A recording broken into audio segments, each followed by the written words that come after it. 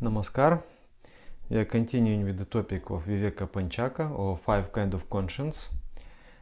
Last time I spoke about Dvaita Viveka.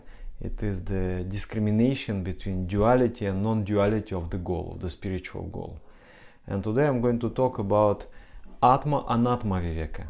Atma Anatma means discrimination between spirit and non-spirit, consciousness, non-consciousness, soul and non-soul. This has greater importance in the practical sphere of spirituality. We have to understand whether our goal is spirit or non-spirit, and what we see now, what we have attained now, is it a spirit or non-spirit? Is it consciousness or non-consciousness? There are physical, psychic and spiritual realm. How do we know that something is physical? Physical is something which comes in the scope of perception of the sensory organs. If we can see it, if we can hear it, if we can touch it, if we can smell it, taste it, then it is physical. Or use some apparatus designed by us to enhance the ability of those sensory perceptions. Then in that case we consider the thing to be physical. If something cannot be measured, cannot be perceived, but can be conceived, can be thought upon, that is abstract or psychic. For example, mathematics is not physical, it's abstract, psychic. And then something which is beyond the scope of perception and conception, that is transcendental or spiritual. If I cannot think about it, if it is bhavatita, beyond the idea, I grasp some, vague reflections of that. I might feel inspiration and bliss, but I cannot point the finger what it is exactly. I cannot explain, I cannot understand it. That thing is spiritual. All the physical and mental realms, they are governed by the factors of time, space and person. And the spirituality is beyond time, space and person. So we have to understand whether our goal is it a spiritual thing. For example, in religion there is this concept of heaven and hell. And basically heaven is a very bad place to go. And heaven is some kind of cosmic spa center, something like that we go there, we relax, enjoy, get massage and get nice food, all these kind of things. But if we apply Atma Anatma Viveka, we will realize that this is not spiritual, this is physical. This is physical because it can be all those enjoyments described by the religions. It's simply a physical phenomena. They have nothing spiritual there. So should it be my goal? Should this relative phenomena become a goal of me as of a spiritual being? Is this the highest fulfillment of my spiritual yearning? No, this is not.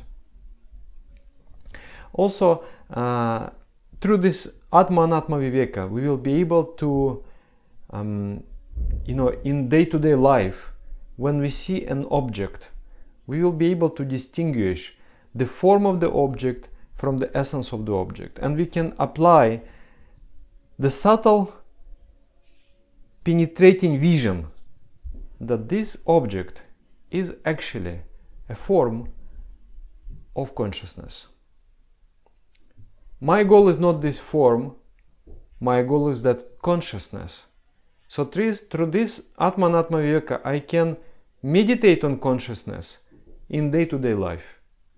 I sit in my meditation, I close my eyes, I withdraw my mind from the external reality, I withdraw my mind from the body, I withdraw my mind from thoughts.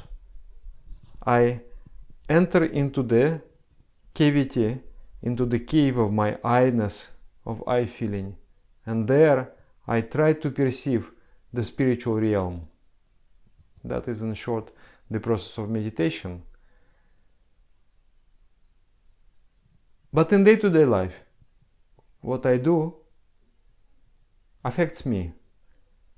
I associate myself with things. I think about things. I need to submit my report. I need to earn money. Money has become my goal. I need to buy my bread and butter. I have to educate my children. So I have become actually engrossed in the material existence. And this is, I can do nothing about it, because I have to do something to survive, and I have to do something to ensure the survival of my family. And even I'm a monk, but it happens that I have created a family of the students. I still have to take care of them. We have one spiritual center, we live here, we meditate, and I have to think how to meet the daily needs. So this is completely unavoidable, and it leads to degeneration, it leads to crudification, because as you think, so you become, unless you practice Atma Anatma Viveka. If you impose on spiritualization on something what you do, when you eat something, you look at the object not as the object, you look at the object as the embodiment of consciousness. When you meet and talk to the person, you look into his eyes and think that now the God is looking through his eyes at me. In this shape, there is, in this shape, embodied the shapeless consciousness. And I am coming in touch with that consciousness, not with that shape. The shape is not my goal. My goal is to associate myself with that shapeless, formless consciousness. This is Atma Anatma Viveka also.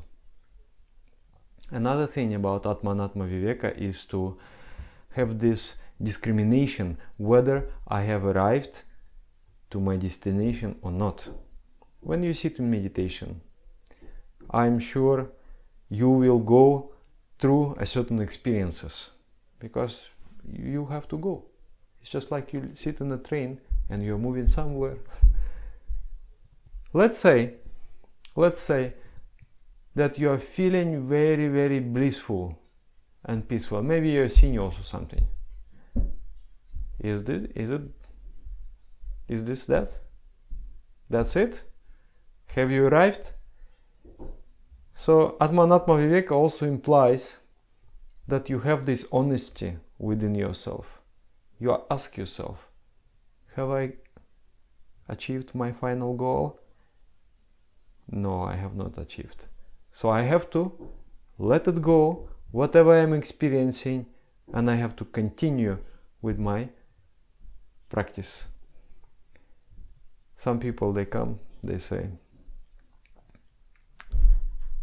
I see this beautiful color, or I experience this beautiful feeling.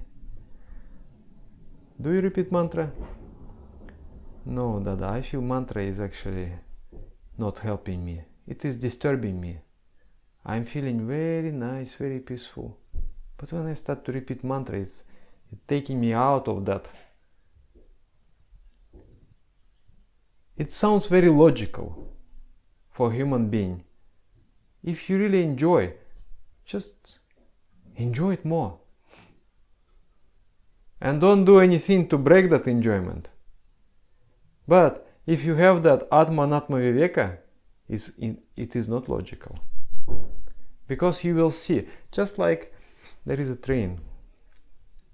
If you come to Russia, you can sit in a train from Moscow to Vladivostok, 7 days. Beautiful scenery. And you go through different cities. Let's say you have arrived to the middle of the country, somewhere in Omsk or Krasnoyarsk. And then there is a beautiful station, and there are many shops on the stations. You come out and you want to buy something. So you bought ice cream, you're enjoying that ice cream, and then you are seeing, you're seeing different people, you're seeing different sceneries, and you're enjoying yourself. And then suddenly you discover that the train has already gone. So the same thing happens in meditation. You come across some extraordinary state of mind, you're enjoying that state of mind, and your train is gone. You have gone certain portion of your path or of your way, but you have not achieved your final destination. And when you break the process of sadhana, you stopped repeating the mantra, you stopped doing that concentration, and you are just enjoying that blissful state. That means you failed. You have not achieved. And what is the logical thing to do?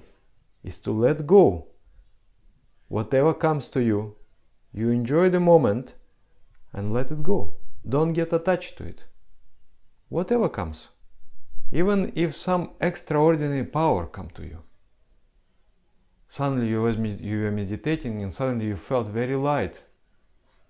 And then you discovered yourself floating in the air. Wow! What a beautiful thing! I'm sure everyone will get excited. But then you have to ask yourself, is it the final achievement? Is this the final attainment? And then if you're honest, you will say, no, of course it is not. So I have to let it go. I will not get attached to it. I will continue with my practice. I will continue with my practice. I will continue with my practice. Also, this Atma Viveka helps you to avoid false enlightenment. It now especially, because today internet is very beautiful platform to spread every idea. So we see many enlightened people, so-called enlightened people, but it's devaluating the very idea of enlightenment. In the history, there were very few actually, bona fide realized soul, and now we see that every John, Dick, and Harry, they get enlightened. So this idea become little cheap. You understand? If the John is enlightened, but I'm not very much impressed with him actually. So this John and enlightenment becomes mixed, and you think that maybe it's not such a good thing. But there is no authentic experience. Person is, when I listen to these people, okay, we describe your experience. Many times it's just person has solved some psychological problem. He gets rid of some suffering that he used to carry. He became a little lighter. And that moment he has mistaken it. He thought, okay, now I have become awakened. Now I have become enlightened. And now he's going on, carrying on his message for the world that I have become enlightened. But the honesty, you ask yourself, you ask your intuition, is this the final state? Is it that spiritual state beyond space, time, person, beyond imagination? Is this it? And with your honesty, with your intuition, you will be able to answer. And most of the time it will be no. And logical conclusion of that, carry on, go on, don't stop. Continue with your sadhana, continue with your practice, continue with your practice. Also, Atma Viveka, it helps you to avoid getting influenced by the falsely enlightened people. Okay, he's attained something, it's good. I'm happy for him. He has got some beautiful experience. But to accept him as a real guru, as a real, Buddha, I don't think so. I will listen, and if he says something logical, I will accept. This will enrich me, just like with every person in the world. But I will not create a false authority, which I will follow blindly. So that's the scope of Atma and Atma Viveka. To see whether it is consciousness and non-consciousness, and to know that my goal is consciousness. My soul is thirsty for infinite happiness, which is called bliss. And that infinite happiness is not attainable through attaining limited objects, neither in the physical realm nor in intellectual realm. It is only attainable by merging yourself with the spiritual, non-qualified, attributionless, shapeless, formless entity, which is the Supreme Consciousness. And until I have achieved that, I'm not going to stop. I will not allow myself to stop, even though I'm very tempted to.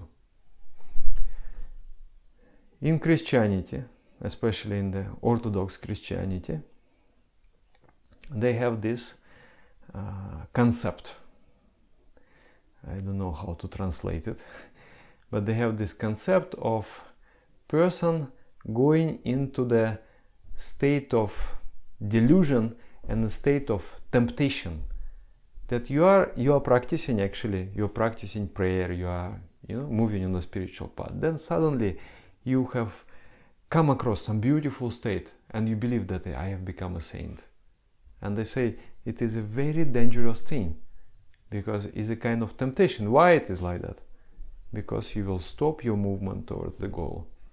This is very, very, very correct, I would say. Yeah. This is Atma and Atma Viveka. And next one will be Panchakosha Viveka.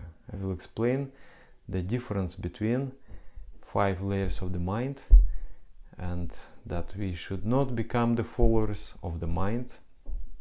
We should not become the worshippers of the mind, but we should still distinguish that this is the mind and that is the consciousness and move towards the consciousness. Thank you.